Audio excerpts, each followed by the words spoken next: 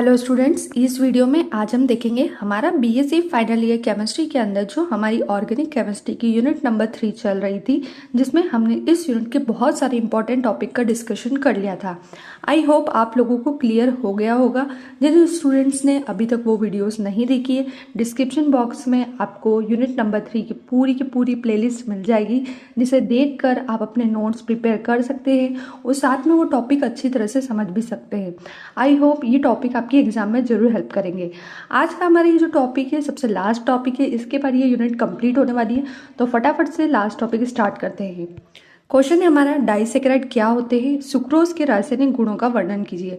यहाँ पर दो क्वेश्चन को ऐड करके पूछा गया है। पहले बोला गया है डाइसैकेराइड क्या होते हैं, इसकी परिभाषा हमें बतानी है और साथ में हमें सुक्रोज जो होता है उसके रासायनिक गुणों का वर्णन भी करना है। ठीक है, तो सबसे पहले लिखा है डाइसैकेराइड में कार्बोहाइड्रेट होते हैं जो मोनोसैकेराइड के दो अणुओं से मिलकर बने होते हैं, है ना। डाइसैकेराइड, डाई मतलब दो, डाई वर्ड से क्या समझ में आ रहा है, दो। जब दो मोनोसैकेराइड जुड़ते हैं तो उससे क्या बनते हैं, डाइसैकेराइड बनते हैं। ये याद रखना कि डाइसैकेराइड वे कार्बोहाइड्रेट होते हैं जो मोनोसैकेराइड के दो अणुओं से मिलकर बने होते हैं। उदाहरण बोला जाए तो क्या लिखोगे, माल्टोज, सुक्रोज, लैक्टोज, ये सारे डाइसैकेराइड ही कहलाते हैं। ठीक है, आगे लिखेंगे हम, डाइसैकेराइड के जल अपघटन से मोनोसैकेराइड के दो अणु बनते हैं। अब देखो, आपने डाइसैकेराइड को बनाया कैसे, मोनोसैकेराइड से। जब दो मोनोसैकेराइड कंबाइन होते हैं तो क्या बनता है, डाइसैकेराइड बनता है। ये मैंने अभी आपको बताया कि डाइसैकेराइड कैसे बनता है, मोनोसैकेराइड के दो अणुओं से मिलकर डाइसैकेराइड बनता है। अब हम क्या कर रहे हैं, इसका उल्टा कर रहे हैं। यदि हम डाइसैकेराइड का जल अपघटन करें, यानी डाइसैकेराइड की रिएक्शन वाटर के साथ, जल के साथ करवा दें, है ना, ये जो डाइसैकेराइड है इसकी अभिक्रिया जल के साथ करवा दे तो हमें फिर से क्या मिल जाते हैं, मोनोसैकेराइड मिल जाते हैं। यानी इधर से इधर जाओगे तो डाइसैकेराइड मिल जाएगा, डाइसैकेराइड से वापस से हमें क्या मिलते हैं, मोनोसैकेराइड। ठीक है, कैसे होता है डाइसैकेराइड का जल अपघटन, यहाँ लिखा हुआ है। यहाँ पर हमने डाइसैकेराइड के लिए लिया माल्टोज, जिसका फॉर्मूला होता है C12H22O11, है ना। अब इसका क्या करोगे, जल अपघटन करोगे, यानी इसमें एक जल देंगे हम, H2O देंगे, तो हमें मोनोसैकेराइड के दो अणु मिलेंगे। कौन सा मोनोसैकेराइड मिलेगा, एक तो मिलेगा हमें ग्लूकोज, जिसका फॉर्मूला होता है C6H12O6, दूसरा भी हमें मिलेगा ग्लूकोज, जिसका फॉर्मूला होता है C6H12O6। इसका मतलब यही है कि डाइसैकेराइड के जल अपघटन से मोनोसैकेराइड के ये दो अणु बनते हैं। क्लियर। अब हम चलते हैं डाइसैकेराइड के दूसरे पार्ट की तरफ, जो है हमारा सुक्रोज। सुक्रोज किसे बोलते हैं, यहाँ पर ये गलती से सक्रोज हो गया, इसे हमें सुक्रोज लिखना है, जिसे हम इक्षु शर्करा या चीनी भी बोलते हैं, है ना। क्या बोलते हैं, चीनी, जिसका फॉर्मूला होता है C12H22O11। क्लियर।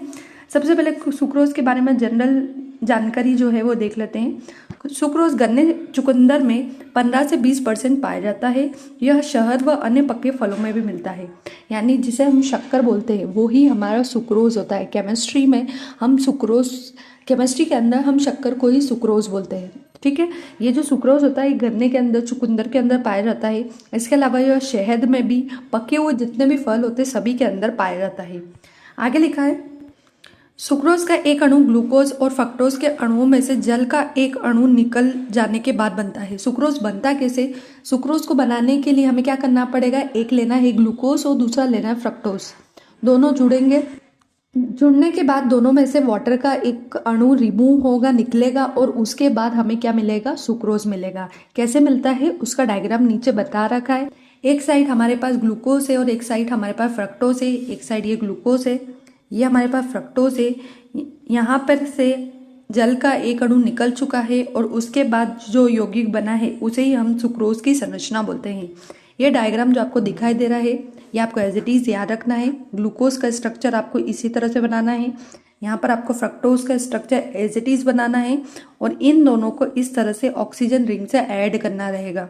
तो ये था हेवर्थ के अनुसार सुक्रोज की संरचना। आप अच्छे से देख लें, लिख लिख कर डायग्राम की प्रैक्टिस कर लें, क्योंकि ऐसा डायग्राम अगर आप एग्जाम में बना के आएंगे तो इसकी मार्किंग आपको अच्छी मिलेगी।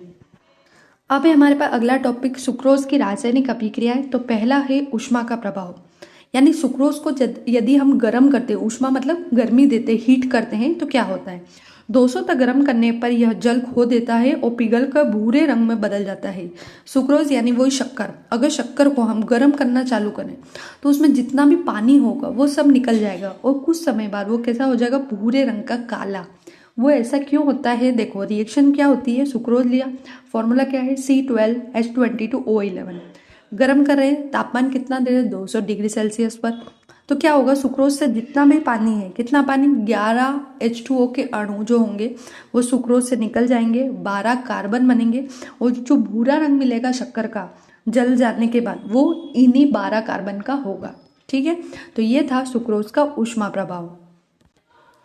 सेकेंड है हमारे पास जल अपघटन। जल अपघटित होकर यह ग्लूकोज और फ्रक्टोज की समान मात्रा उत्पन्न करता है। यानी अगर हम सुक्रोज ले, उसका जल अपघटन करें तो हमें क्या मिलेंगे, ग्लूकोज और फ्रक्टोज, है ना। सुक्रोज का फॉर्मूला वही C12H22O11।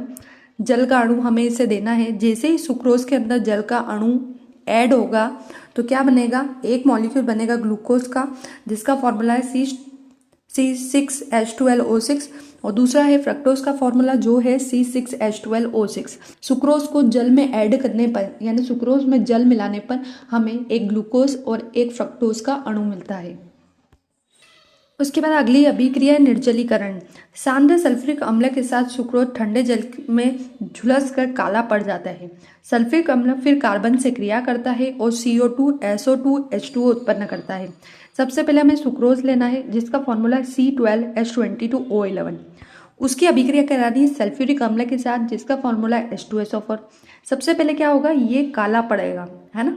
तो काला पड़ेगा, किस लिए काला पड़ता है, क्योंकि इसमें से 12 कार्बन अलग हो जाएंगे और H2O अलग हो जाएगा। जैसे अभी मैंने ऊपर बताया था ना ऊष्मा का प्रभाव, उसमें भी हमने यही अभिक्रिया लिखी थी कि 12 कार्बन और 11 H2O बनते हैं। तो उसी तरह से यहाँ पर भी हमें 12 कार्बन और 11 H2O लिखने हैं। अब क्या होगा, ये जो कार्बन है इस कार्बन में H2SO4 फिर से आएगा, फिर से जुड़ेगा और क्या बनाएगा, कार्बन डाइऑक्साइड, CO2 SO2 यानी सल्फर डाइऑक्साइड और जल के कुछ अणु, है ना। तो पहले क्या करता है, सुक्रोज H2SO4 के साथ अभिक्रिया करके काला पड़ जाता है, 12 कार्बन अलग से देता है और 11 H2O निकाल देता है।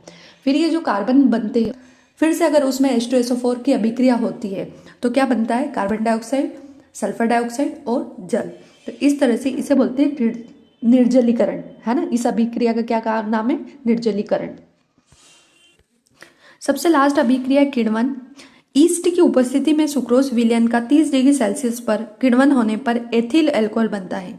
अगर हम ईस्ट ले लें, उसकी उपस्थिति में सुक्रोज विलयन का 30 डिग्री सेल्सियस पर किण्वन करवाएं तो हमें क्या मिलेगा, एथिल अल्कोहल मिलेगा। सबसे पहले हमें क्या लेना है, सुक्रोज लेना है। सबसे पहले हमें क्या लेना है, सुक्रोज, जिसका फॉर्मूला होता है C12H22O11। इसकी अभिक्रिया करेंगे हम जल के साथ जिसका फॉर्मूला है H2O। साथ में हमको क्या लेना है, ईस्ट, है ना। ये जो किण्वन अभिक्रिया होती है ये किसकी उपस्थिति में होती है, ईस्ट की उपस्थिति में। ठीक है, अब हमें ऊपर भी हमने एक अभिक्रिया देखी थी, उसमें हमने यही देखा कि जब भी सुक्रोज में जल को मिलाया जाता है तो एक ग्लूकोज और एक फ्रक्टोज बनता है। वैसा कि वैसा फॉर्मूला हमको लिख देना जैसा हमने ऊपर लिखा है। अब फिर से दोनों फॉर्मूले यहाँ पर हमें ले लेने हैं। फिर से हमने एरो के ऊपर क्या लिखना है, ईस्ट लिखना है ना। जब भी ग्लूकोज और फ्रक्टोज का हम फिर से किण्वन कराएंगे तो किण्वन किसकी उपस्थिति में होगा, ईस्ट की उपस्थिति में। तो एरो के ऊपर ईस्ट आपको जरूर लिखना है। क्या बनेगा, एथिल अल्कोहल जिसका फॉर्मूला होता है C2H5OH और साथ में बनेगी कार्बन डाइऑक्साइड। क्लियर। तो यहाँ पर हमने यही देखा, जैसे अभिक्रिया हमने ऊपर देखी थी वैसे के वैसे लिखी है। सुक्रोज लिया है, उसमें हमने जल को ऐड करा। बस ध्यान ये रखना है कि एरो के ऊपर ईस्ट जरूर लिखना, क्योंकि किण्वन जो होता है वो ईस्ट की उपस्थिति में होता है। ग्लूकोज फ्रक्टोज के अणु बनेंगे। इन ग्लूकोज फ्रक्टोज को आप फिर से लो, फिर से उसमें ईस्ट डालो तो ये काय में बदल जाएगा, एथिल अल्कोहल में, जिसका फॉर्मूला होता है C2H5OH और साथ में निकलेगी आपकी कार्बन डाइऑक्साइड। तो ये थी सबसे लास्ट वाली सुक्रोज की अभिक्रिया और ये था हमारी इस यूनिट का सबसे लास्ट टॉपिक। आई होप आप लोगों को ये टॉपिक अच्छे से क्लियर हो गया होगा और मैं जितने भी वीडियोस आप लोगों के लिए बना रही हूँ, आई होप ये वीडियोस आपके एग्जाम में ज़रूर हेल्प करेंगे। इसी तरह से अब हम नई यूनिट स्टार्ट करने वाले हैं केमिस्ट्री की। तो अगर आपको वो वीडियोस समय पर चाहिए हो तो हमारे वीडियोस को लाइक करें, सब्सक्राइब करें, शेयर करना ना भूलें ताकि आने वाली इंपॉर्टेंट टॉपिक की वीडियो आपको समय पर मिल सके। Thank you.